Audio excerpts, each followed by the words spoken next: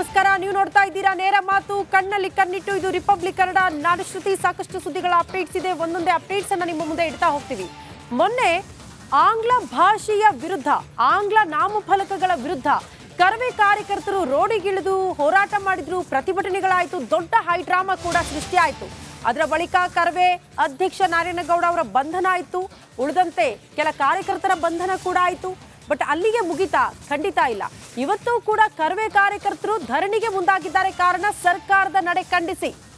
ಕನ್ನಡ ಪರವಾಗಿ ಹೋರಾಟ ಮಾಡಿದ್ರೆ, ಬೇರೆ ಭಾಷೆಯ ವಿರುದ್ಧ ಹೋರಾಟ ಮಾಡಿದ್ರೆ ನಮಗೆ ಬಂಧನದ ಶಿಕ್ಷೆನ ಅಂತ ಕರವೇ ಕಾರ್ಯಕರ್ತರು ಇವತ್ತು ಫ್ರೀಡಂ ಪಾರ್ಕ್ ನಲ್ಲಿ ದೊಡ್ಡ ಮಟ್ಟದ ಹೋರಾಟಕ್ಕೆ ಮುಂದಾಗಿದ್ದಾರೆ. ನಾರಾಯಣಗೌಡ ಅವರನ್ನ ಬಂಧಿಸಿದ್ದು ಯಾಕೆ, ಇದನ್ನ ಪ್ರಶ್ನೆ ಮಾಡ್ತಿದ್ದಾರೆ ಕರವೇ ಕಾರ್ಯಕರ್ತರು. ದೃಶ್ಯದಲ್ಲೂ ಕೂಡ ಗಮನಿಸ್ತಾ ಇದ್ವಿ, ಫ್ರೀಡಂ ಪಾರ್ಕ್ ನಲ್ಲಿ ಇವತ್ತು ಕರವೇ ಕಾರ್ಯಕರ್ತರ ಹೋರಾಟ.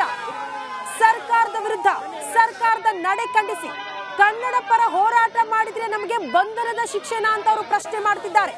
ನಿನ್ನೆ ಸ್ವತಃ ಸಿಎಂ ಸಿದ್ದರಾಮಯ್ಯನವರು ಸುದ್ದಿಗೋಷ್ಠಿ ಮಾಡಿದ್ರು. ಕರ್ನಾಟಕದಲ್ಲೇ ಇದ್ಕೊಂಡು ಕನ್ನಡ ನಾಮಫಲಕಗಳನ್ನ 60% ಬಳಕೆ ಮಾಡಲೇಬೇಕು, ಅದು ನಿಯಮ ಇದೆ, ಆ ನಿಯಮವನ್ನ ಎಲ್ಲರೂ ಕೂಡ ಪಾಲನೆ ಮಾಡಬೇಕು ಅಂತ ಸುದ್ದಿಗೋಷ್ಠಿಯಲ್ಲಿ ಪ್ರಸ್ತಾಪ ಮಾಡಿದ್ರು.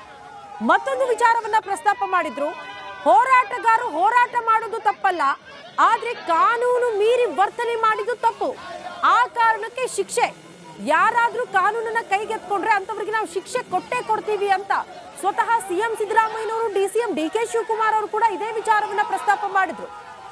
ಹೋರಾಟ ಮಾಡಿರುವ ದಾರಿ ಸರಿಯಾಗಿಲ್ಲ, ಸಾರ್ವಜನಿಕ ಆಸ್ತಿ ಪಾಸ್ತಿಗೆ ನಷ್ಟ ಆಗಿದೆ, ಹಾಗಾಗಿ ಅಂತವರ ವಿರುದ್ಧ ಶಿಕ್ಷೆ ಅಥವಾ ಕ್ರಮ ಕೈಗೊಳ್ತಿದ್ದೀವಿ ಅನ್ನುವಂಥ ವಿಚಾರವನ್ನ ಪ್ರಸ್ತಾಪ ಮಾಡಿದ್ರು.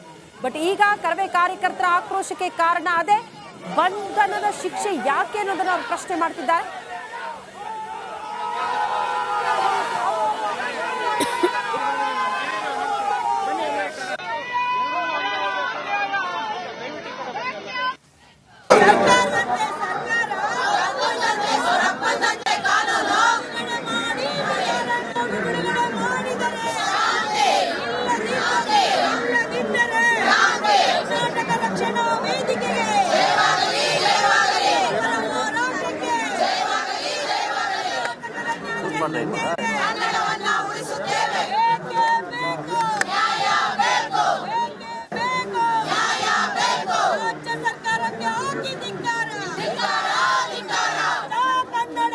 ಇವತ್ತು ಅಣ್ಣ ನಾರಾಯಣಗೌಡರನ್ನ ಒಂದು ಉದ್ದೇಶ, ಯಾವುದೋ ಕೆಟ್ಟ ಉದ್ದೇಶ ಇಟ್ಕೊಂಡು ಸರ್ಕಾರ ಮತ್ತು ಪೊಲೀಸ್ ಇಲಾಖೆ ಎರಡು ಒಗ್ಗಟ್ಟಾಗಿ ಒಂದು ಇವತ್ತು ಏನು ಕುತಂತ್ರತನದಿಂದ ಜೈಲಿಗೆ ಕಳಿಸಿದ್ದಾರೆ.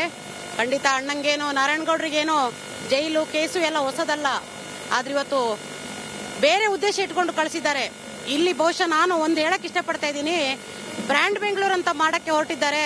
ನಮ್ಮ ಎಲ್ಲರಿಗೂ ಗೊತ್ತಿರೋ ಹಾಗೆ ಇವತ್ತು ಈ ನಾಡಿನಲ್ಲಿ ಕನ್ನಡಿಗರಿಗೆ, ಕನ್ನಡದ ಮಕ್ಕಳಿಗೆ ಯಾವ ರೀತಿ ಮಲತಾಯಿ ಧೋರಣೆಯನ್ನ ಮಾಡ್ತಾ ಇದೆ ಈ ಸರ್ಕಾರ, ಹಾಗೆ ಈ ಪೊಲೀಸ್ ಇಲಾಖೆ ಅನ್ನೋದು ಎಲ್ಲರಿಗೂ ಇವಾಗ ಸಾಕ್ಷಿ ಸಮೇತವಾಗಿ ಗೊತ್ತಾಗಿದೆ. ಈಗಾಗಲೇ ಗೊತ್ತಿರೋ ಹಾಗೆ ನಮ್ಮ ಅಣ್ಣ ನಾರಾಯಣಗೌಡರನ್ನ ಈಗಾಗಲೇ ಪೊಲೀಸರು ಪರಪ್ಪನ ಅಗ್ರಹಾರದಲ್ಲಿ ಇಟ್ಟಿದ್ದಾರೆ. ಕರವೇ ಕಾರ್ಯಕರ್ತರು ಇತ್ತು ಫ್ರೀಡಂ ಪಾರ್ಕ್ ನಲ್ಲಿ ಪ್ರತಿಭಟನೆಗೆ ಮುಂದಾದ್ರೆ ಕೆಲ ಸಂಘಟನೆಯವರು ಕೂಡ ಅವ್ರಿಗೆ ಸಾಥ್ ಕೊಟ್ಟಿದ್ರು. ಇದರ ಜೊತೆಗೆ ಈಗ ಸಾಹಿತಿಗಳು ಕೂಡ ಕರವೇ ಕಾರ್ಯಕರ್ತರ ಈ ಹೋರಾಟಕ್ಕೆ ಸಾಥ್ ಕೊಟ್ಟಿದ್ದಾರೆ ಅನ್ನೋದ್ರ ಡೀಟೇಲ್ಸ್ ಸದ್ಯ ಸಿಗ್ತಾ ಇದೆ.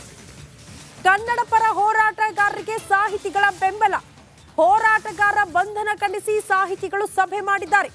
ಕನ್ನಡ ಪರ ಸಂಘಟನೆಗಳಿಂದ ಖಂಡನಾ ಸಭೆ. ವಸಂತನಗರದ ಟೆನ್ನಿಸ್ ಕ್ಲಬ್ನಲ್ಲಿ ಸಾಹಿತಿಗಳು ಸಭೆ ಸೇರಿದ್ದಾರೆ.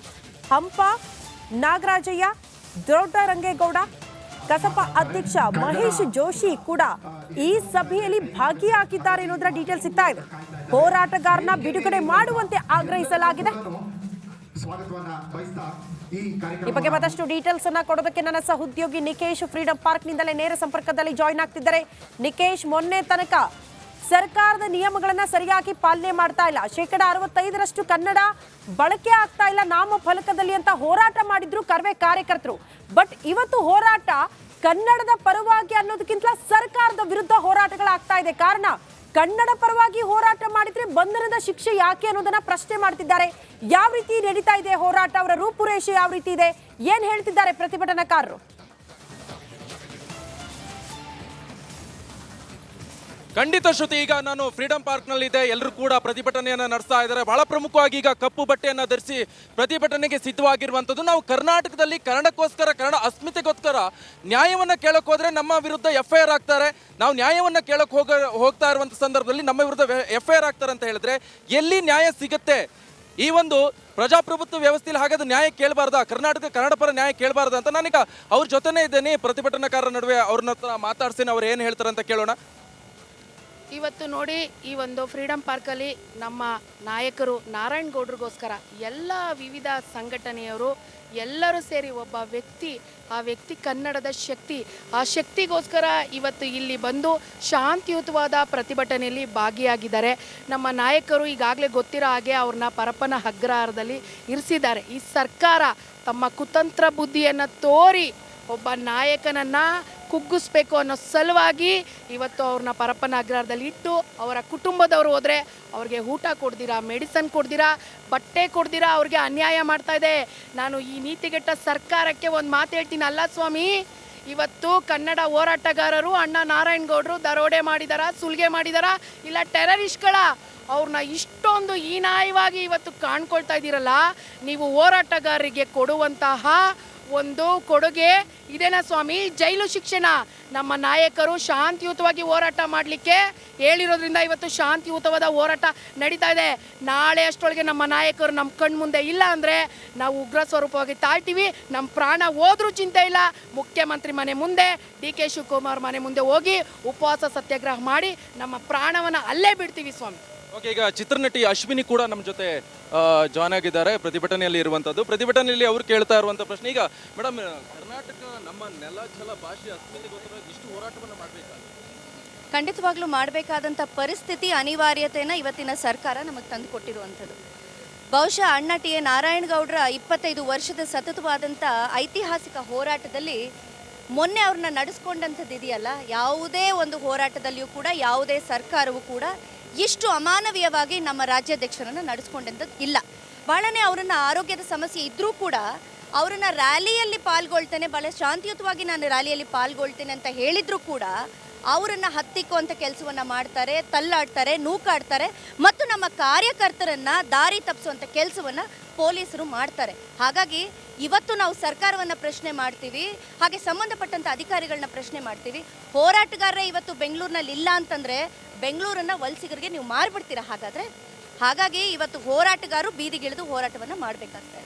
ಕನ್ನಡ ಜಲ, ಭಾಷೆ ಅಥವಾ ಈ ಥರದ ವಿಚಾರ ಬಂದಾಗ ಪಕ್ಷಗಳು ಯಾವುದು ಬರ್ತಾ ಇಲ್ಲ. ಇಲ್ಲಿ BJP ಆಗಿರ್ಬೋದು ಅಥವಾ JDS ಅಥವಾ ಕಾಂಗ್ರೆಸ್ ಅಥವಾ ಬೇರೆ ಬೇರೆ ಪಕ್ಷಗಳು. ಕನ್ನಡ ಹೋರಾಟಗಾರರೇ ಮಾಡಬೇಕಾಗತ್ತೆ. ಆದರೆ ಕನ್ನಡಕ್ಕೆ ನ್ಯಾಯ